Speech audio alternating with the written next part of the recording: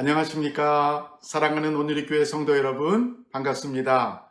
오늘 주일 예배에 나오신 여러분을 주님의 이름으로 환영하고 축복합니다. 비록 우리가 한자리에 모이지는 못하지만 어디나 계시는 하나님께서 여러분의 예배 장소에 함께 하시고 또 성령 안에서 우리가 서로 연결되어 하늘 성소에 나아가는 복된 예배가 될 수 있기를 소망합니다. 하나님 앞에 나아가시는 마음으로 예배 시작과 혹은 후에 출첵도 남겨주시기 바랍니다. 이제 다 같이 묵상 기도하심으로 주일 아침 예배를 시작하겠습니다.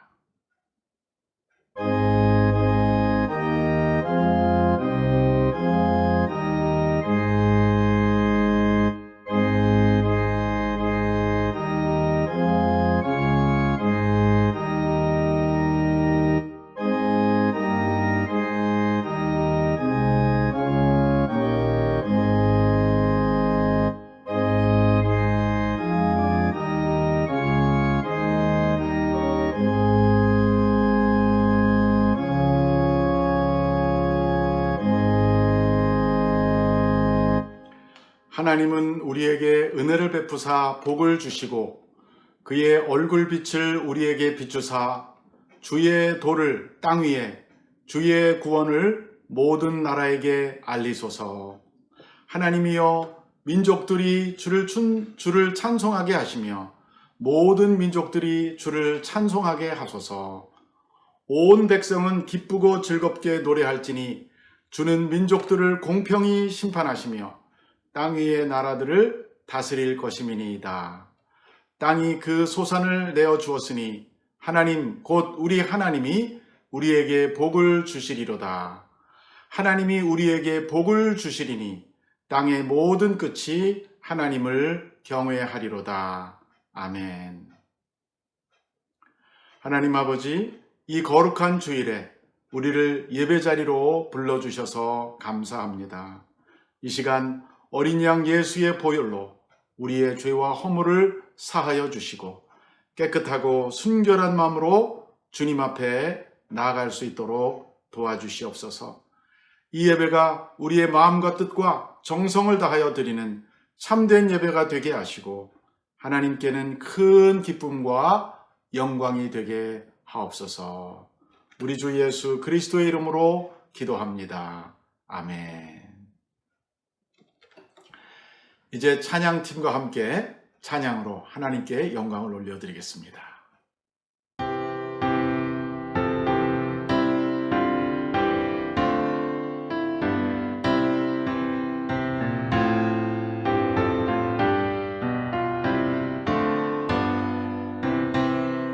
주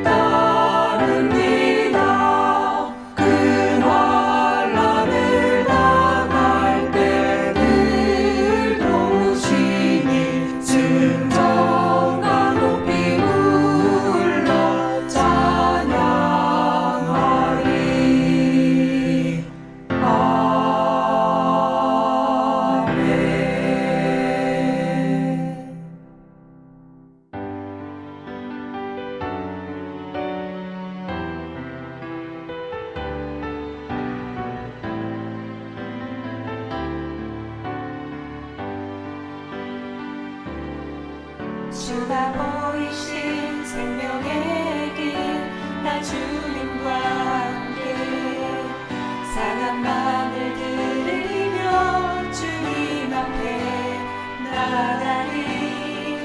나의 의로움이 되신 주 그 이름 예수, 나의 길이 되신 이름 예수.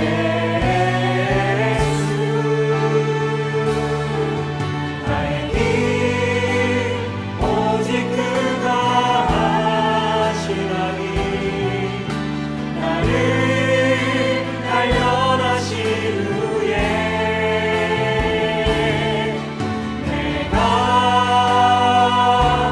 정금같이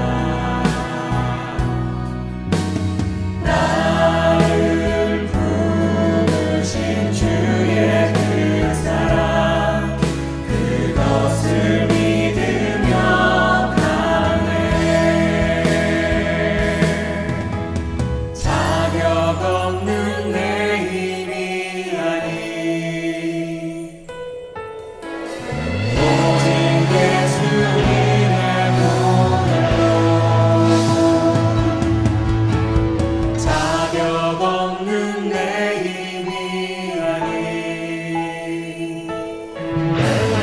오직 예수님을 보혈로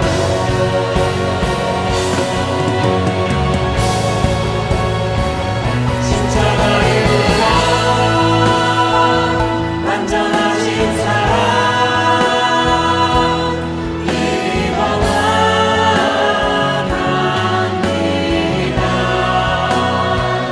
십자가의 은혜 완전하신 사랑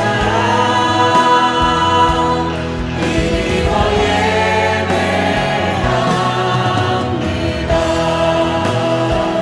십자가의 은혜 완전하신 사랑 이미 원하답니다.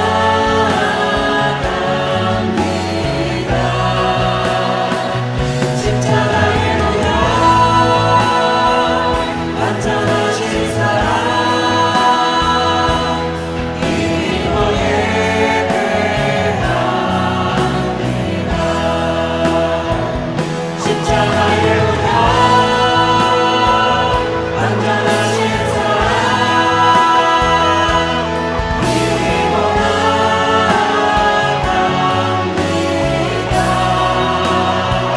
십자가의 은혜 완전하신 사랑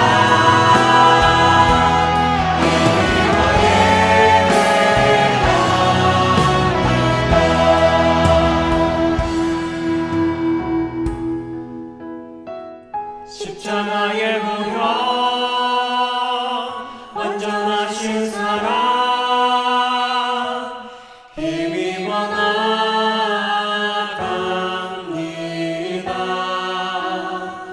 십자가의 보혈 완전하신 사랑 힘이 예배합니다.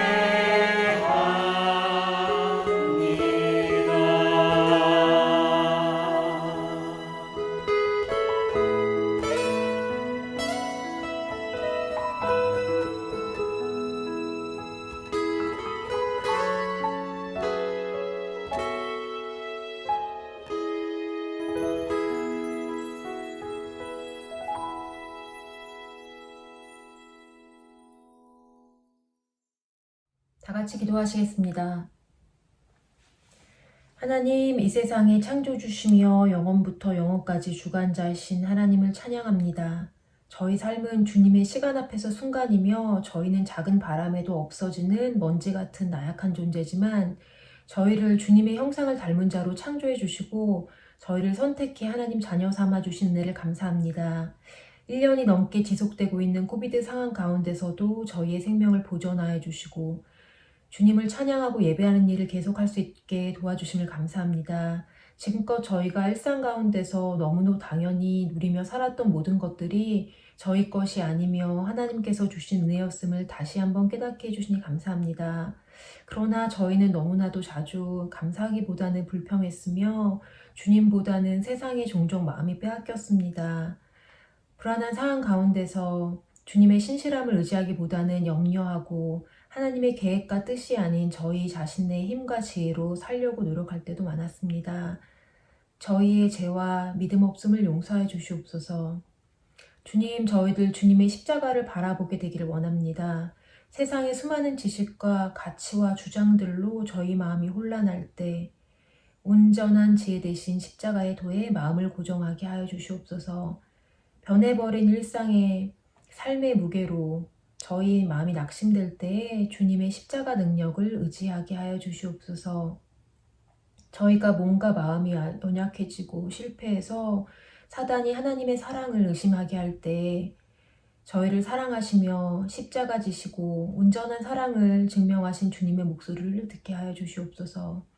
지금 사순절 기간이온데 저희가 기도와 말씀으로 주님과 깊은 교제를 하며 회개와 절제 가운데 저희 마음을 거룩하게 준비하는 시간이 되게 하여 주시옵소서. 저희 온누리 교회를 사랑하시는 주님, 저희 교회를 세우시니도 저희 교회를 지금까지 인도하시고 지키시니도 주님이심을 고백합니다. 저희 교회가 주님 안에서 새 비전을 꿈꾸며 유니온 교회로의 이전을 준비 중에 있습니다. 저희가 계획할지라도 이루시는 이는 하나님이심을 믿습니다. 하나님께서 저희 교회의 모든 여정을 인도하여 주시며 하나님 영광을 위해 저희 교회를 사용하여 주시옵소서. 교회를 이끄시는 담임 목사님과 장로님들과 교회의 모든 리더들을 주님의 지혜와 능력으로 충만케 하여 주시고 위로하여 주시옵소서. 주님, 특별히 에노케 어르신들을 위해 기도하길 원합니다. 코비드 기간 동안 어르신들의 몸과 마음을 강건케 하여 주시옵소서. 제한된 일상 가운데 삶이 궁핍하거나 외롭지 않으시도록 주님 함께 하여 주시옵소서. 또 모든 필요를 채워주시옵소서. 주님, 저희 자녀들도 기억하여 주시옵소서. 코비드 기간 동안 학교 교육과 세상은 멈췄을지라도 저희 자녀들이 계속해서 몸과 마음과 하나님을 아는 지식이 충만한 데까지 자라게 하여 주시옵소서. 혼잡한 세상 문화와 제 유혹 가운데서 그 마음을 뺏기지 아니하고 다니엘처럼 하나님 앞에 뜻을 정한 자녀들이 되게 하여 주시옵소서. 주님, 이 시간 드리는 예배 가운데 임재하여 주시옵소서. 온라인 예배를 드리고 있는 저희들을 친히 찾아와 주시고 만나 주시고 권능의 말씀으로 말씀하여 주시며 예배를 통해 저희의 주님을 향한 사랑과 헌신을 받아 주시옵소서. 예배 가운데 주님을 만날 때 저희의 병든 몸과 마음이 치유함을 얻게 하시고 깨어진 관계들이 회복되게 하여 주시옵소서. 보이지 않는 곳에서 예배를 위해 섬기는 모든 이들을 기억하여 주시고 그 마음에 충만한 기쁨이 넘쳐나게 하여 주시옵소서. 주님의 귀한 이름을 찬양합니다. 주 예수 그리스도 이름으로 기도드렸습니다. 아멘.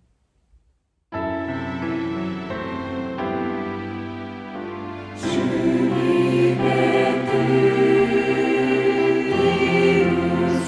이루소서. 간절히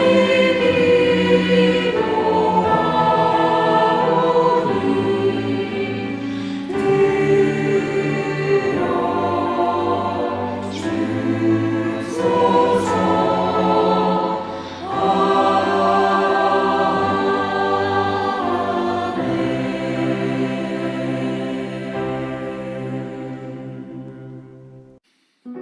이제 우리 서로를 축복하는 축복의 찬양 부르겠습니다. 가정에서도 우리 엄마, 아빠, 자녀들하고 같이 서로 부부가 같이 축복하시기 바랍니다.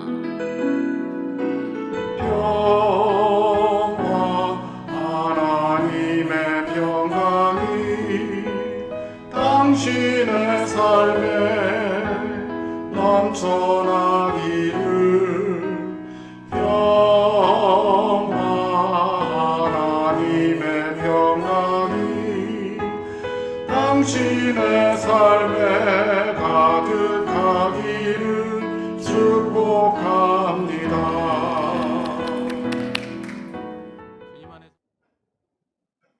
몇 가지 교회 소식을 알려드리겠습니다.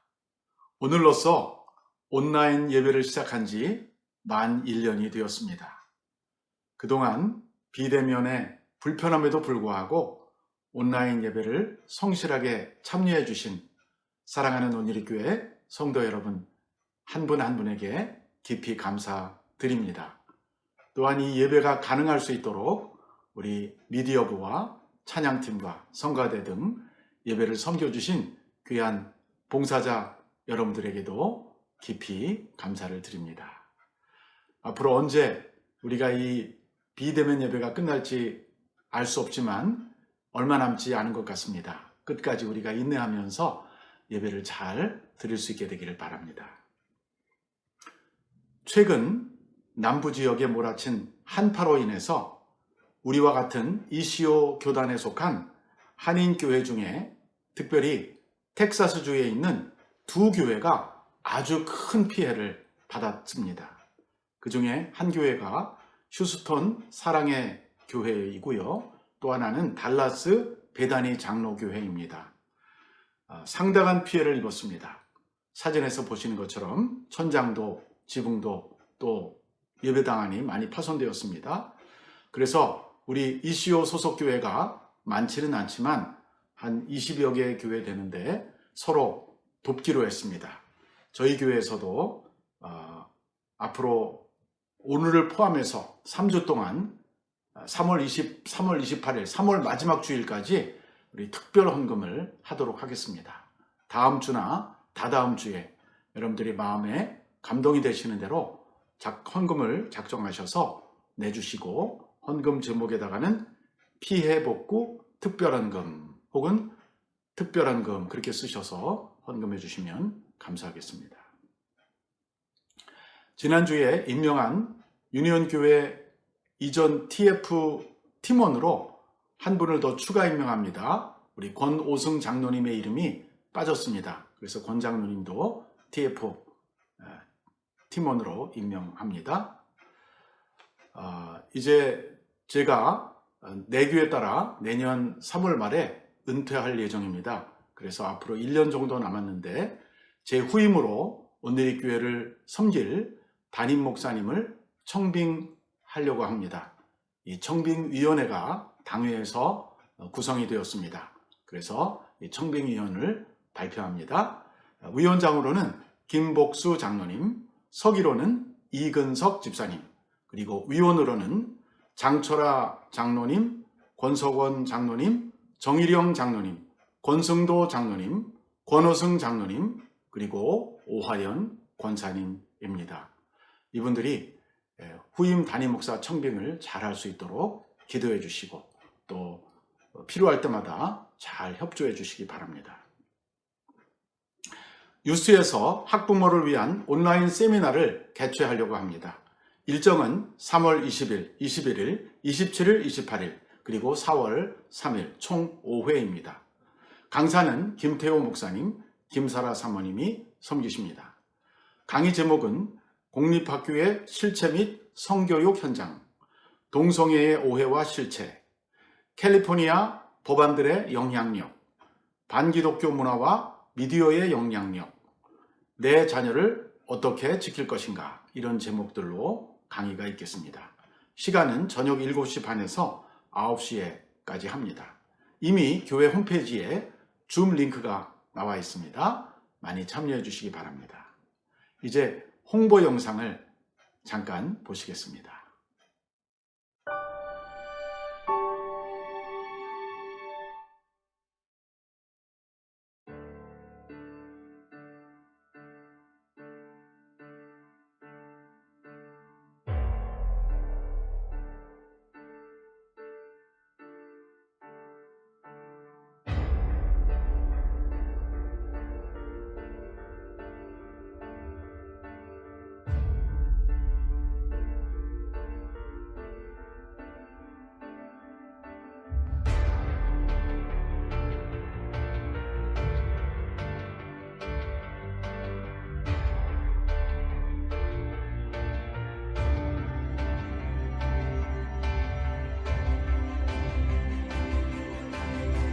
Because here's what's happening on the ground today. Teachers at a second grade class in Taunton, Massachusetts have given an assignment to their class. Here's the assignment. Make a drawing, a Christmas drawing. Something that reminds you of Christmas is what the 8-year-old drew. Perfectly appropriate. It's a stick figure of Jesus hanging on a cross. This boy was completely devastated. Instead of saying, oh my gosh, what's that?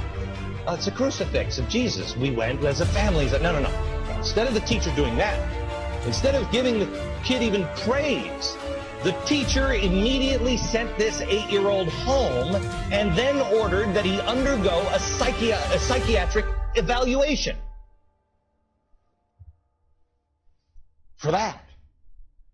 A psychiatric evaluation.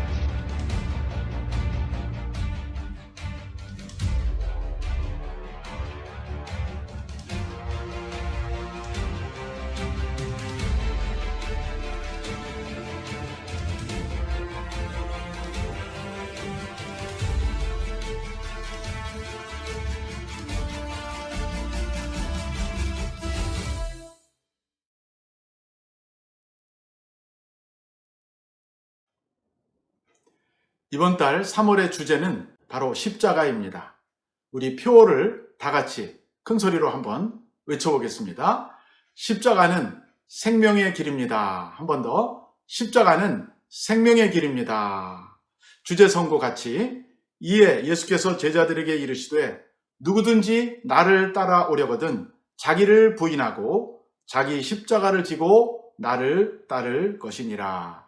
마태복음 16장 24절 말씀. 영어로도 Then Jesus said to his disciples, If anyone would come after me, he must deny himself and take up his cross and follow me. Matthew 16:24. 오늘 우리에게 주시는 말씀은 고린도전서 1장 18절에서 25절입니다. 고린도전서 1장 18절로 25절을 다 같이 함께 봉독하겠습니다. 십자가의 도가 멸망하는 자들에게는 미련한 것이요 구원을 받는 우리에게는 하나님의 능력이라.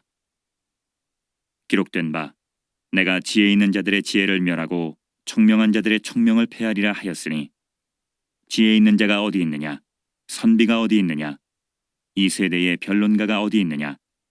하나님께서 이 세상의 지혜를 미련하게 하신 것이 아니냐? 하나님의 지혜에 있어서는 이 세상이 자기 지혜로 하나님을 알지 못하므로 하나님께서 전도에 미련한 것으로 믿는 자들을 구원하시기를 기뻐하셨도다. 유대인은 표적을 구하고 헬라인은 지혜를 찾으나 우리는 십자가에 못 박힌 그리스도를 전하니 유대인에게는 거리끼는 것이요 이방인에게는 미련한 것이로되 오직 부르심을 받은 자들에게는 유대인이나 헬라인이나 그리스도는 하나님의 능력이요 하나님의 지혜니라. 하나님의 어리석음이 사람보다 지혜롭고 하나님의 약하심이 사람보다 강하니라. 지금은 교회력으로 볼 때 사순절 기간이라고 합니다. 사순절이란 예수님의 부활을 기념하는 부활주일 앞에 40일을 말합니다. 우리는 부활주일을 바라보면서 예수님의 순환을 생각하고 나아가는 기간입니다.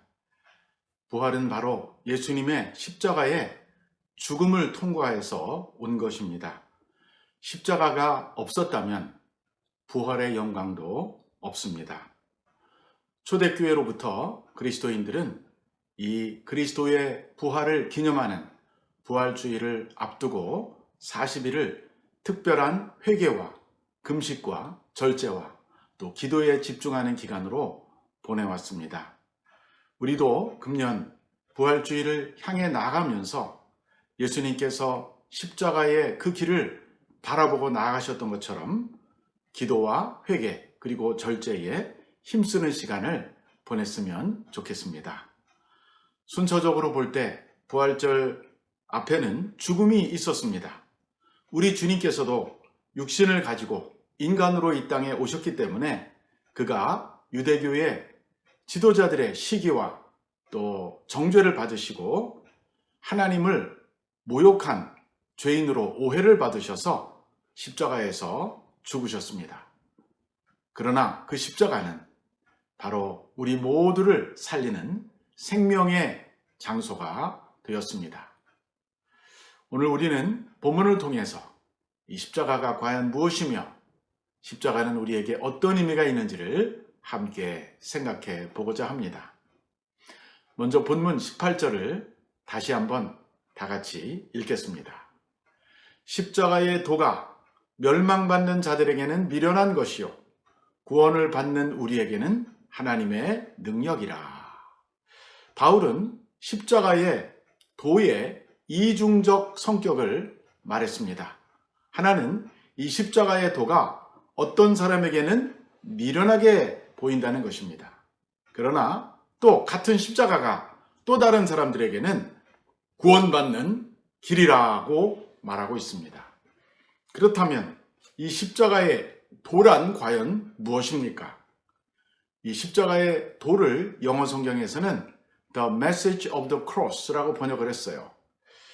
이거는 원래 헬라어 성경 원어에 호 로고스, 호 타우, 스타우루스라는 말을 번역한 것입니다. 여기 로고스라는 말이 나옵니다. 로고스라고 하는 것은 바로 메시지, 진리, 또 길 이런 말로 번역되는 단어입니다.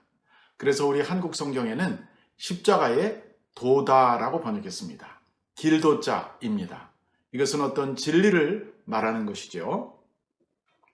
자, 그렇기 때문에 이 십자가의 도라는 이 말은 십자가의 진리, 십자가가 우리에게 주는 메시지라는 뜻입니다. 그러면 과연 이 십자가는 무슨 뜻이 있었습니까? 본래 이 십자가는 그렇게 좋은 이미지를 가진 것이 아니었습니다. 로마 시대에 죄수를 처형하는 형틀로 사용되었습니다.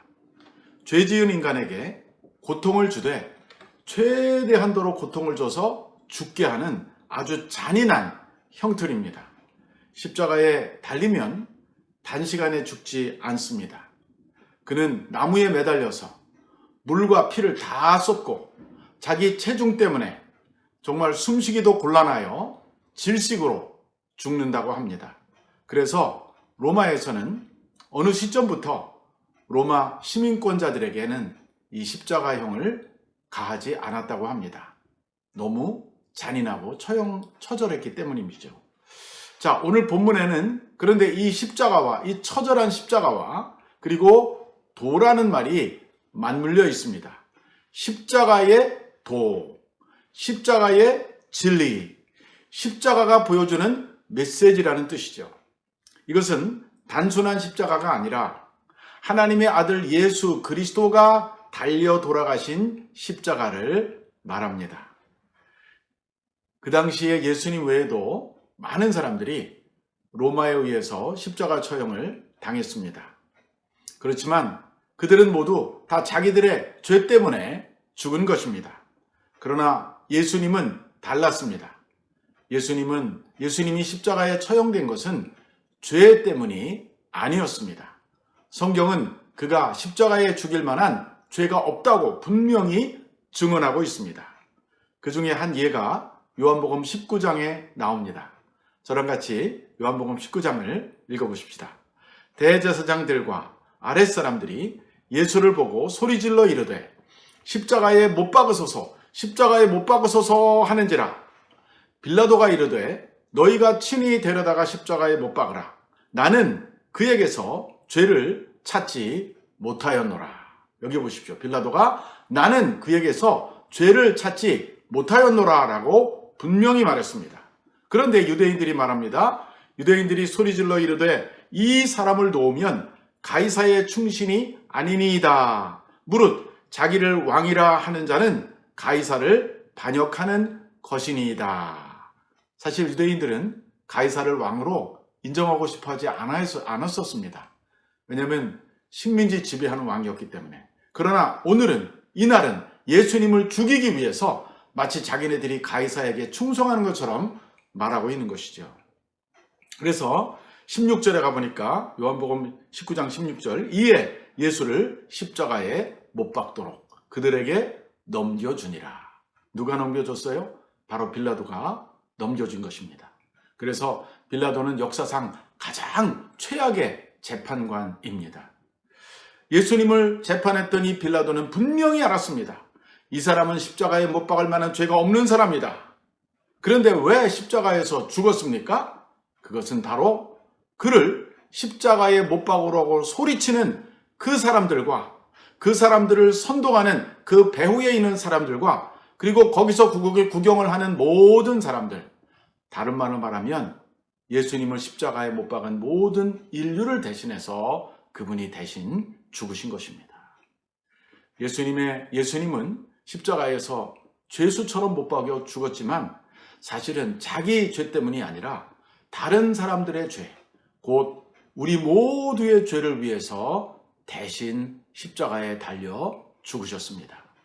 그래서 이 십자가는 놀라운 장소가 되었습니다. 이 십자가는 놀라운 상징이 되었습니다.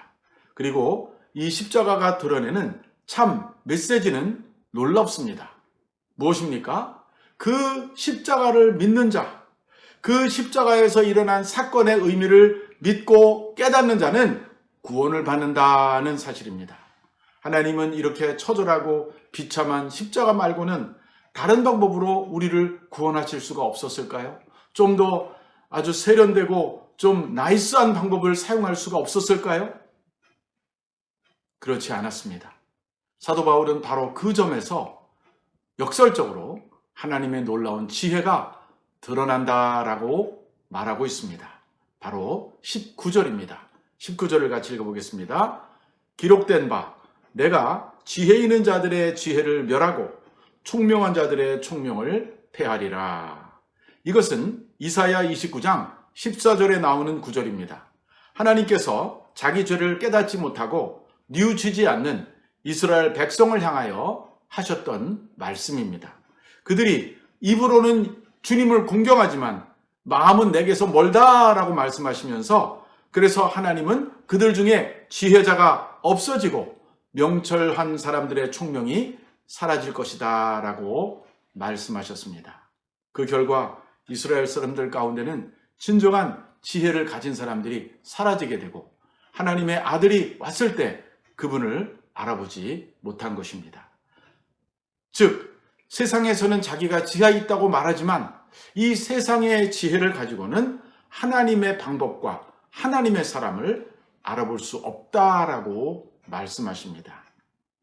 그래서 바울은 계속해서 20절에서 이렇게 말하고 있습니다. 20절 같이 읽겠습니다. 지혜 있는 자가 어디 있느냐? 선비가 어디 있느냐?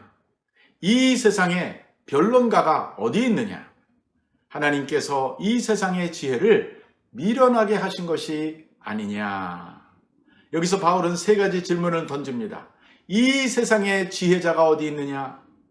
이 세상의 선비가 어디 있느냐? 여기 선비라는 말은 우리나라의 고유의 말이죠. 사실 원어에 보면 스칼라라는 뜻이에요. 학자라는 뜻입니다. 성경을 연구하고 기록하는 사람을 말해요. 그리고 마지막 변론가가 어디 있느냐? 이것은 영어 성경을 비교해보면 philosopher라고 번역이 됐어요. 철학자라는 뜻입니다. 근데 원어에는 변론가, 변증가, 논쟁가라는 의미가 들어있습니다. 논쟁자에 더 가깝습니다. 이렇게 사도 바울이 질문하는 이유는 무엇입니까? 바로 이 세상에 지혜 있는 자, 세상의 학자, 세상의 논쟁가들이 있지만 그들은 자기 지혜로 이 십자가의 도를, 십자가에 달리신 예수 그리스도가 어떤 의미인지를 깨달아 알 수 없다는 말입니다. 왜? 하나님께서 그들의 지혜를 어둡게 하셨기 때문이죠.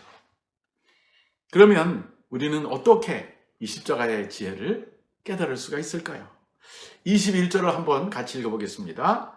하나님의 지혜에 있어서는 이 세상이 자기 지혜로 하나님을 알지 못하므로 하나님께서 전도에 미련한 것으로 믿는 자들을 구원하시기를 기뻐하셨도다.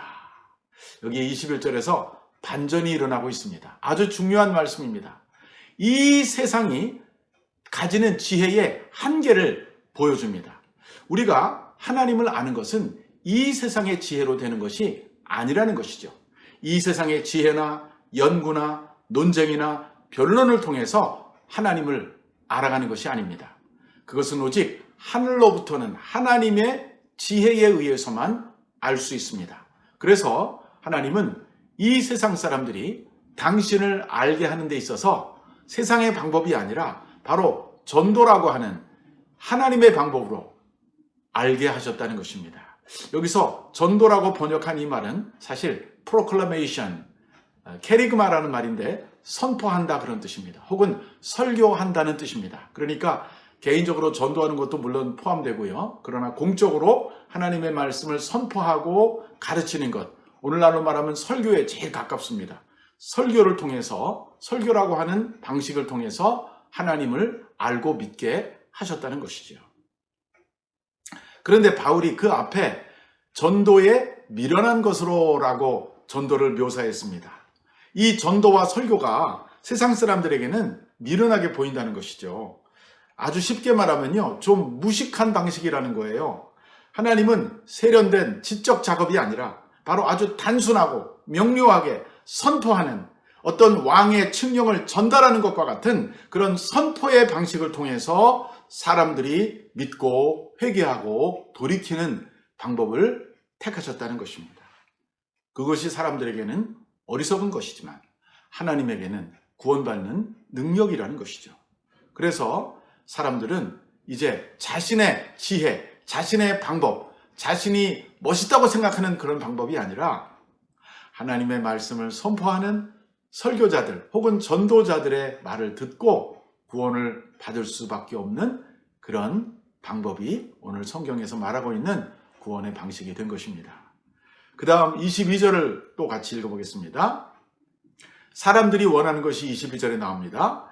유대인은 표적을 구하고 헬라인은 지혜를 찾으나. 자, 사람과 사람마다 특징이 있어요. 근데 사람들이 모인 집단, 민족들도 민족마다 차이가 납니다. 흔히 우리가 민족성이라고 말하죠. 민족성이라는 말을 할 때는 오랜 시간이 축적돼서 한 민족의 특성을 나타낼 때 그런 단어를 사용합니다. 바울은 이 편지를 쓸 때 자신은 유대인이었지만 이미 다문화, 다민족이라는 환경 속에 살고 있었어요. 여러분 놀랍지 않습니까? 이미 2000년에 1세기에 바울은 길리기아 다소라는 곳에서 태어나긴 했지만 혈통상으로는 유대인이었고, 그리고 오늘날 터키 남동부에 있는 길리기아의 타소라는 도시 출신이신데 태어날 때 이미 신부는 로마 시민자였어요.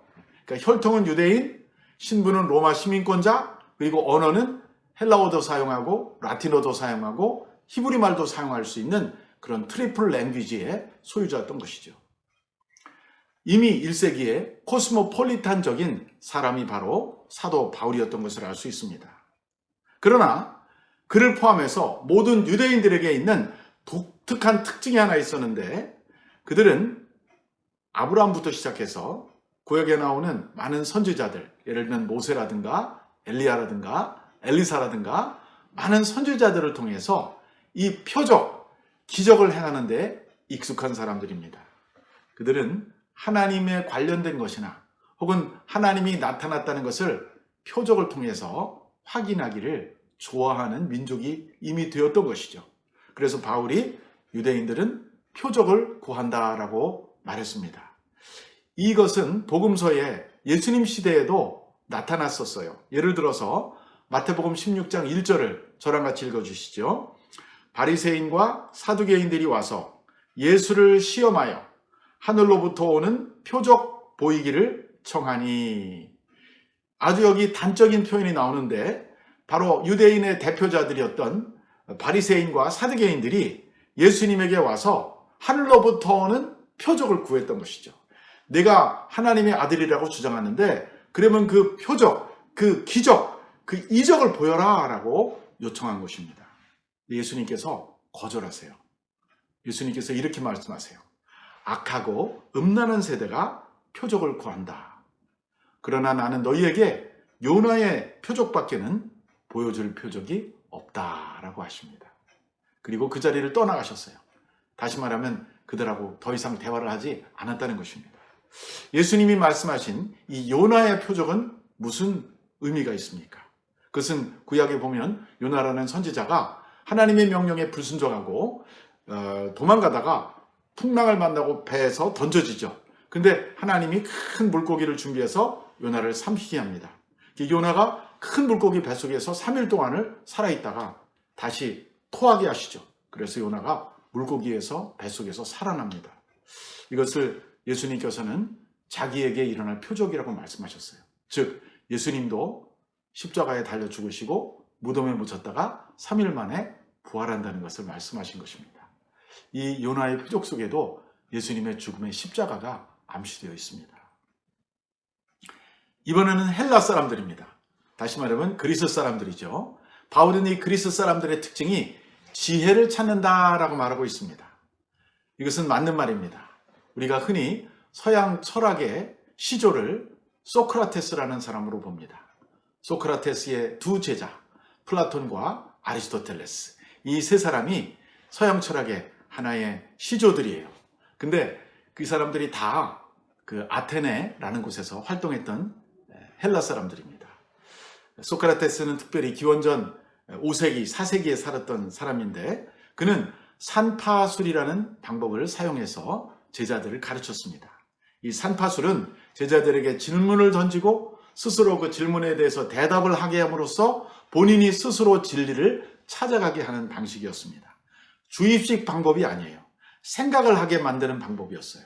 그리고 자기가 안다고 생각하는 것도 다시 따져 물어서 진짜 내가 알고 있는지 모르고 있는지를 확인하게 하는 방법이었습니다. 그래서 소크라테스의 유명한 명제가 있죠. 너 자신을 알라. 내가 진짜 알고 있는지, 내가 알고 있는 것이 허구가 아닌지 확인해보라, 그런 뜻입니다. 이거를 보면 헬라 철학에는 이성이란 인간의 생각하는 기능이 굉장히 중요한 자리를 찾고 있는 것을 알 수 있습니다. 그러나 이성이 중요하고 우리 리즌이 중요하지만 하나님을 아는 데는 한계가 있습니다.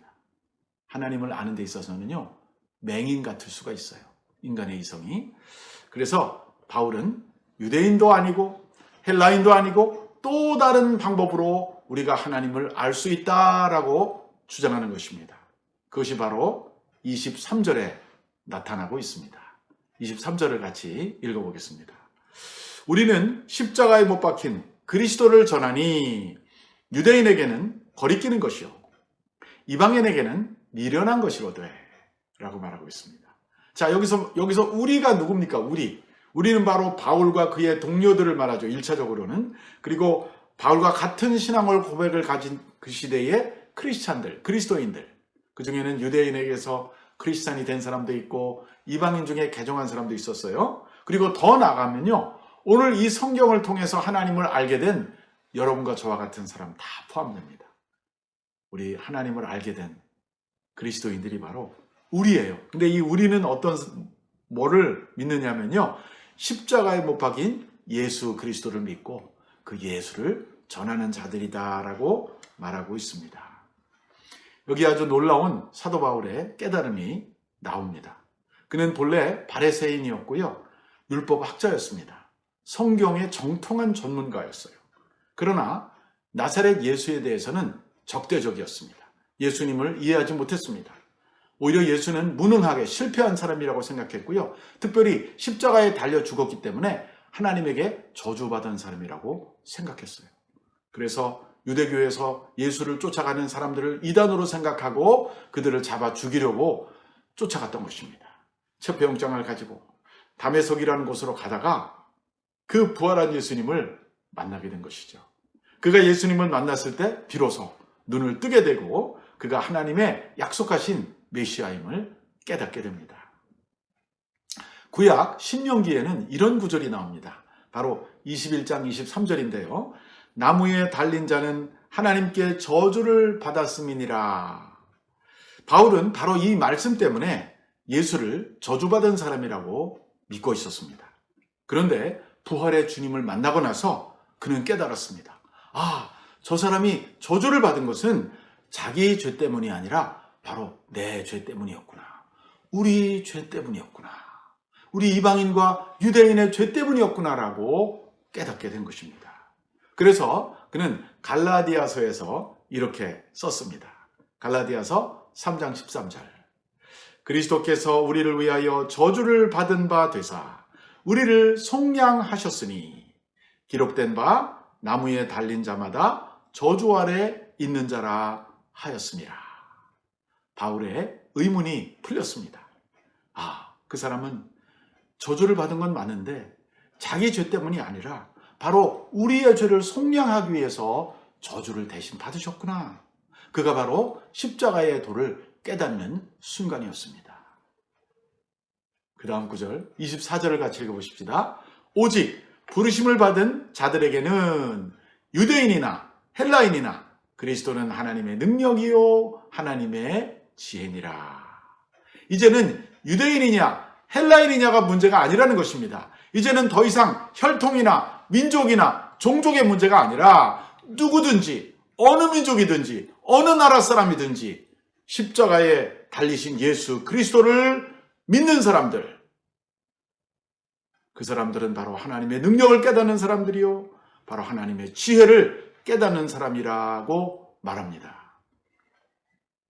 하나님의 부르심에 제대로 응답하는 방법은 바로 그 저주받은 사람같이 보이는 저 예수 그리스도를 바로 하나님의 지혜로 하나님의 능력으로 받아들이는 데 있다라고 선포하고 있습니다. 그래서 바울은 오늘 본문 마지막 절에서 이렇게 말합니다. 25절입니다. 다 같이 하나님의 어리석음이 사람보다 지혜 있고 하나님의 약하심이 사람보다 강하니라. 하나님이 자기 아들을 세상에 보내실 때 왕이나 권력자나 이런 고대 황실, 높은 그러한 궁궐에 보낸 것이 아니라 아주 평범한 목수의 아들로 가난한 시골에 보내셨어요. 예루살렘도 아닌 저 변방에 거의 이방이라고 취급당하던 갈릴리로 가서 살게 하셨어요. 이것은 사람들이 볼 때 참 어리석은 선택 아닙니까? 말은 저 시골로 보내고 사람은 서울로 보내라는 말이 있지 않습니까? 예수님은 또 나중에 예루살렘에 입성하실 때도요, 자기가 왕이라고 하면서도요, 백마를 타고 온 게 아니라 조그만 나귀를 타고 오셨습니다. 또 그렇게 또 예루살렘 입성한 다음에도요, 왕으로 왕관을 쓰고 대관식을 한 게 아니라 조금 후에 오히려 그 환영하던 사람들에게 오히려 십자가에 못 박으라는 소리를 듣고 사형언도를 받고 죽으셨습니다. 아무런 저항도 없이 억울하게 죽으셨어요.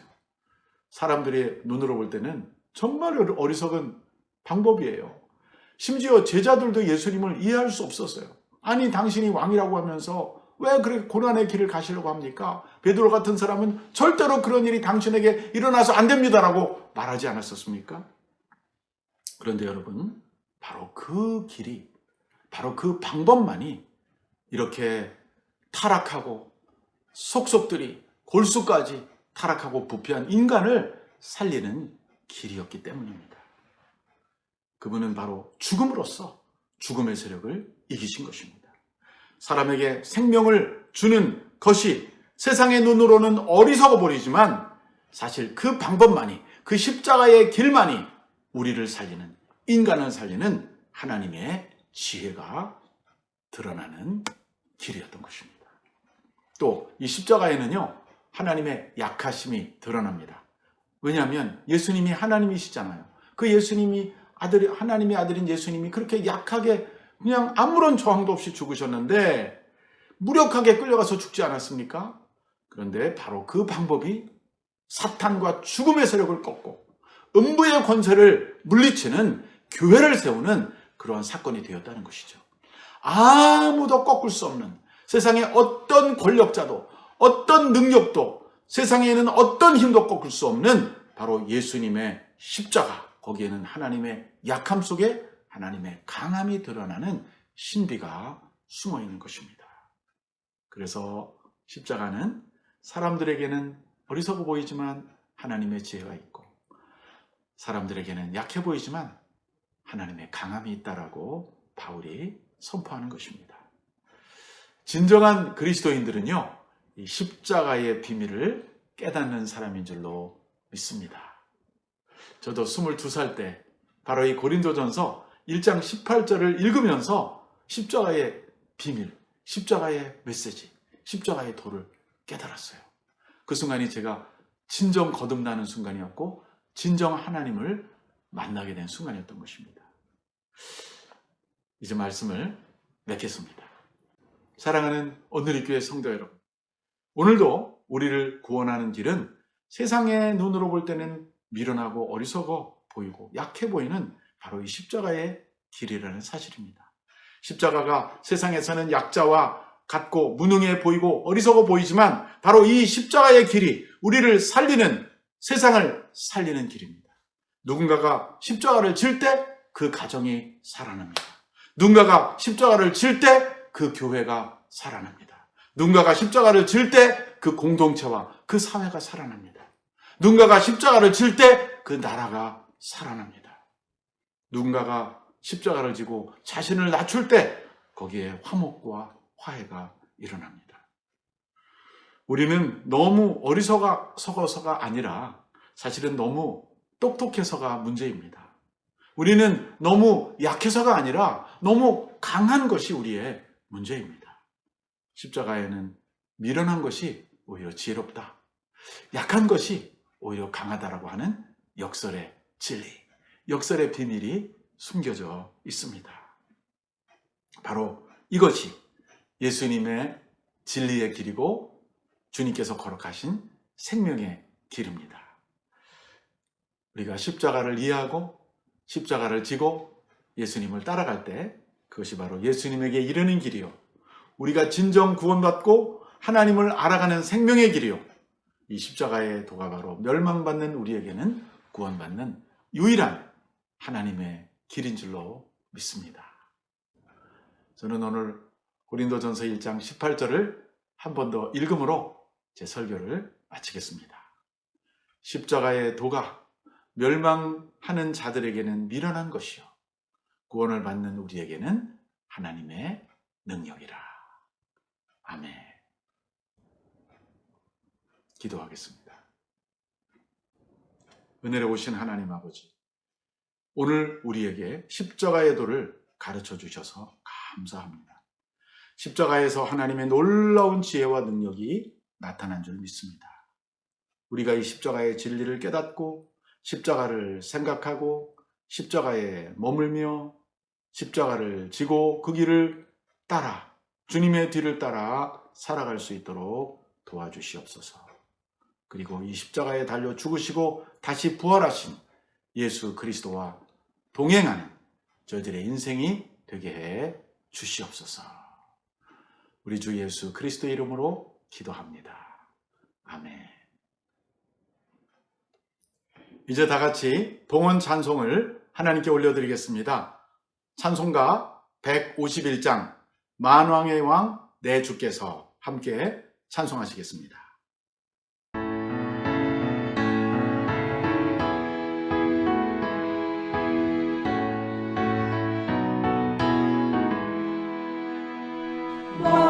만왕의 왕 내 주께서 왜 고쳐당했나. 이 벌레 같은 날 위해 그 보혈을 흘렸네. 십자가 내가 처음 볼 때에 나의 맘에 큰 고통 사라져. 오늘 믿고서 내는 밝았네. 참 내 기쁨 영원하도다. 주 십자가 못 박히는 속죄함 아닌가. 그 긍휼함과 그 은혜 말할 수 없도다. 십자가 내가 처음 볼 때에 나의 맘에 큰 고통 사라져. 오늘 믿고서 내는 밝았네. 참 내 기쁨 영원하도다.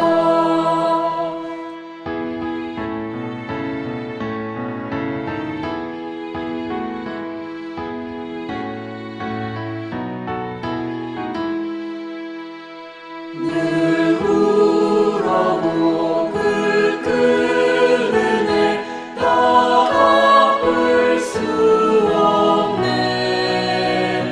나 주님께 못 바쳐서 주의 일 있으리. 십자가 내가 처음 볼 때에 나의 맘에 큰 고통 사라져. 오늘 믿고서 내는 밝았네. 참 내 기쁨 영원하도다.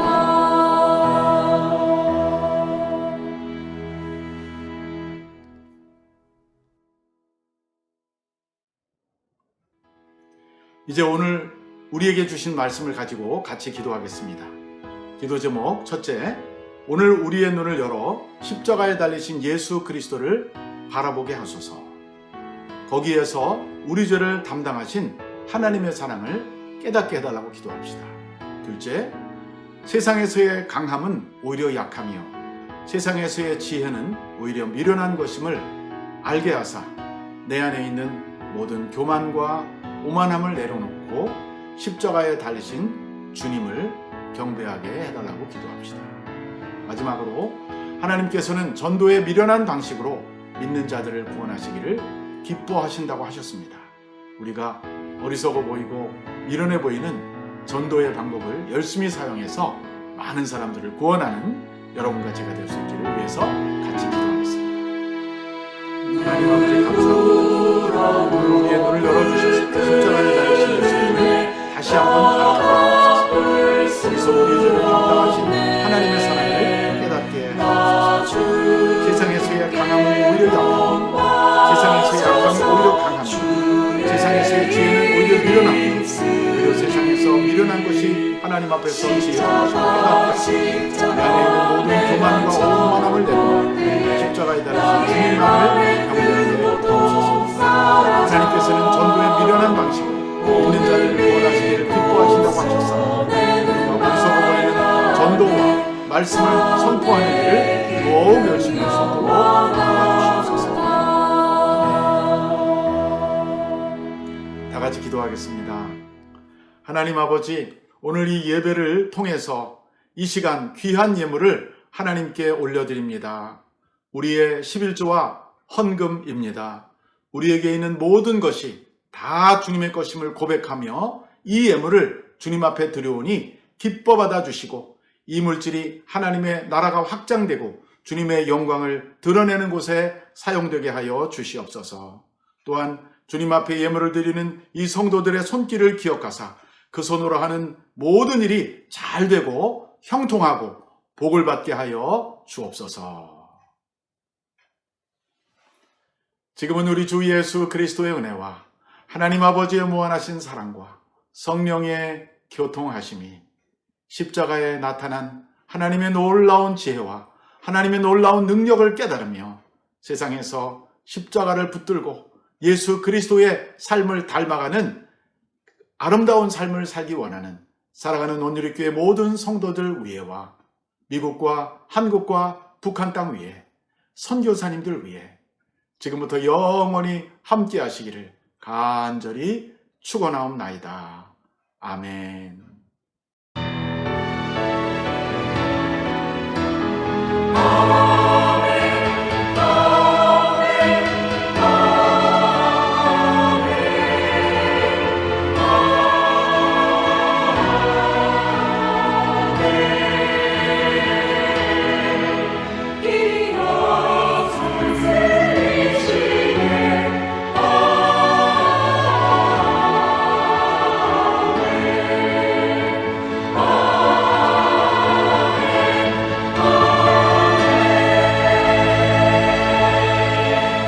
예배를 마쳤습니다. 한 주간 동안 승리하시기 바랍니다.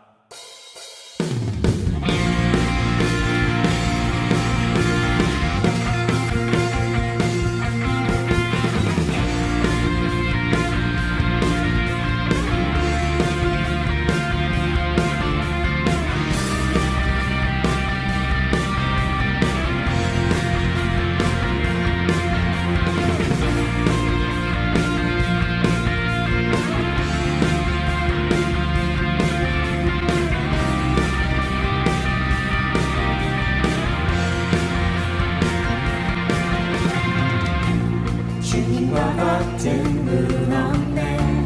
하늘과 땅 만드신 주 끝없는 기쁨을 채우시네. 내가 드릴 수 있는 건 나의 삶을 드리는 건 변하지 않는 마음 드리네. 주님과 같은 분 없네. 하늘과 땅 만드신 주 끝없는 기쁨을 채우시네. 내가 드릴 수 있는 건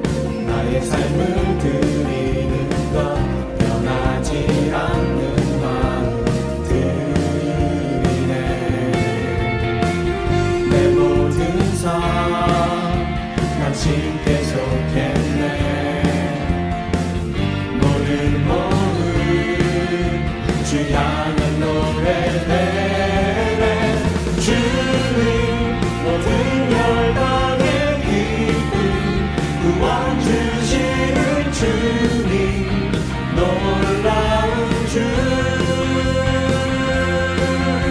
영원히 다스리시는 하나님 찬양 받으실 주님 놀라운 주 놀라운 주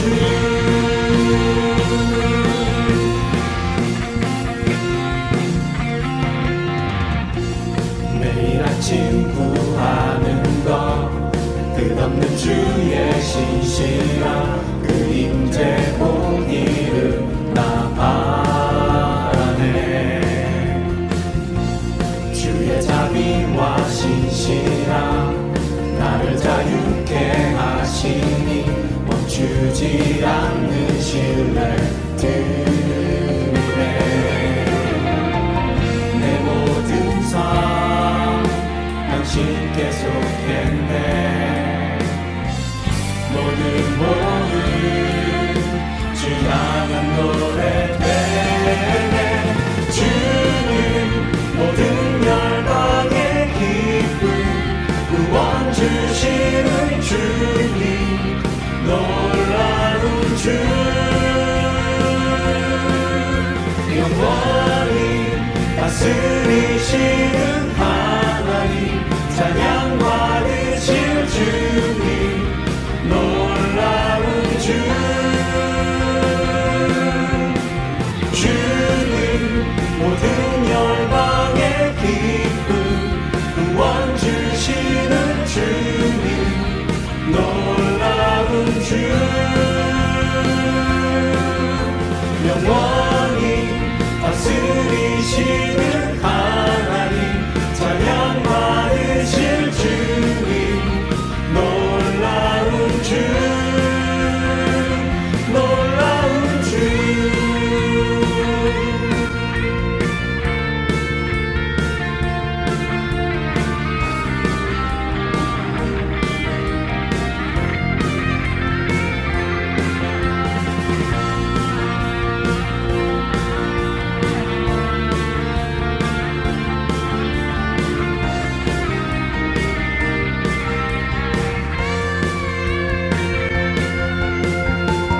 내 모든 삶 당신께 속했네